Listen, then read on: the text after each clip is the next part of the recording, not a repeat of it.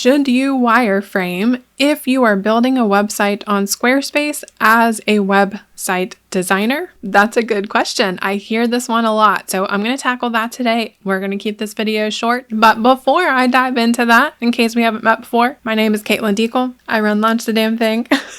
I'm a Squarespace educator, hint, hint, and a web designer, graphic designer. Been doing this thing for like 20 years now, basically, since 2006. So you do the math whenever you're watching this video. Now, I want to talk about this specifically because I hear this question a lot. And what I want to say is basically, no. I know a lot of web designers who do, but I know more who don't. There are pros and cons to both. Of course, you can do whatever your little heart desires. If it is helpful for you to build it in something where you are free flowing in something like Figma or XD, if that still exists in time of recording, you can do it. Go for it. Do I do it? No. No. Why? Because it feels redundant to me. Squarespace does not inherently need you to figure out pixel perfect layouts for it because it's all responsive built into the box. You don't need to know how big a pixel button width thing is before you put it in Squarespace. In fact, it's a little harder to do that because you have to have your Figma account or your XD account or whatever set up to use the same settings and parameters that Squarespace has built into it. So it's a little harder to create the thing in Figma first because it's not Squarespace. For example, if you're using Classic Editor in Squarespace, every element has a border margin, sort of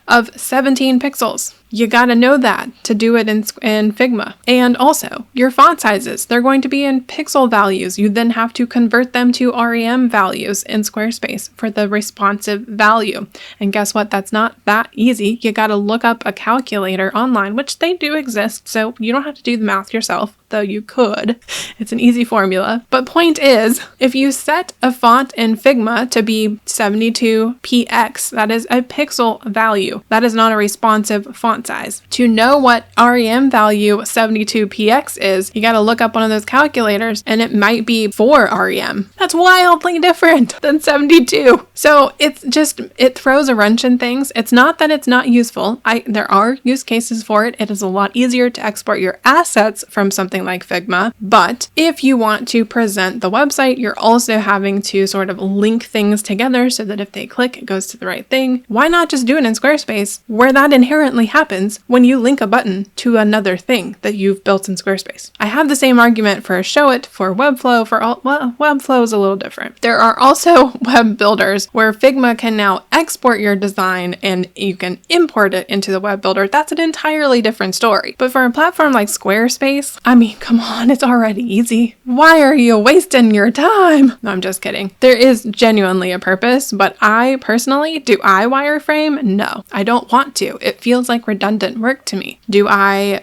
do designs for other web designers who do wireframe in Figma specifically? Yes. They will send me the mock-up of the thing that they want to be built, and then I will go build it in Squarespace. That is redundant work, but I will do it. And I love those people, and they have their reasons for that process. But I'm just me. I don't prefer to work that way, and you don't have to prefer to work that way either. So if you're wondering, do I need Figma? Do I need XD? Also, side note for anybody who doesn't know, Adobe, and I think Adobe bought Figma, and they're maybe phasing out XD. So, I mean, last time I looked for it, I couldn't even find it in the Adobe App Store. So just saying, probably want to start with Figma. It's free to start with anyway. So, side note, you don't have to start wireframing in order to be a web designer. That's left over from a time when you really had to wireframe so that you could give something to the actual developer, like the person who coded the website to look like the design you just gave them.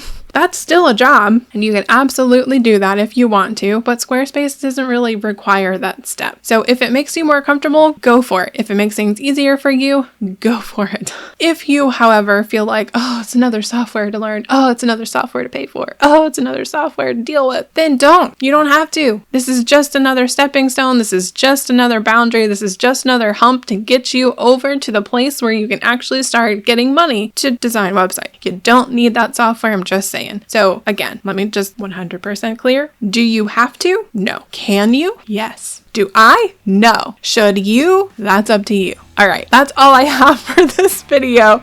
If you liked this video, please like and subscribe and help me support this channel like everybody else says. I'm going to say it too because it's true. Comment below with your thoughts. Tell me if you had an aha moment. Tell me if you're like, thank God somebody just said it out loud in a very clear, concise way, because I'll keep doing videos like this if I know more people like them. That's all I have for this video. I'll see you in the next one. Bye.